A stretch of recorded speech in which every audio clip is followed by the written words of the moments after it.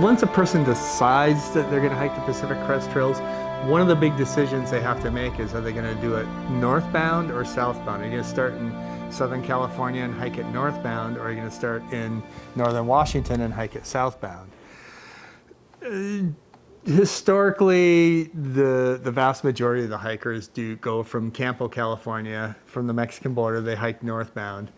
And what the big limitation there is, you have to start late enough that the snow levels in the high Sierras are low enough that you can get through there without extensive mountaineering or winter equipment. And then you have to hurry to get to the Canadian border before it starts snowing up there, because it's a pretty remote start area. And the summer up there, it'll start snowing in August up there in cold years. But it certainly starts snowing by October.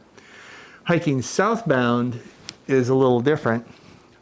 Hiking southbound is a little different because you can't really start until you can get to that northern terminus. So you have to wait until typically mid to late July to start up there. Whereas if you're hiking northbound, you can start around usually April or May. So if you have to start southbound from the Canadian border, you start in July, you start walking down, and now you have to hustle to get down through the Sierras before it starts to snow down there.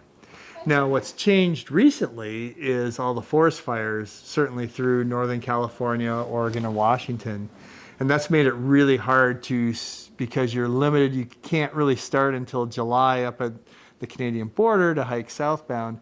So you're kind of going through Oregon and Northern California during prime fire season. And that really makes it difficult. Whereas with the winters being a little milder nowadays, you can start northbound in March, and you got to fight a little more snow in the Sierras.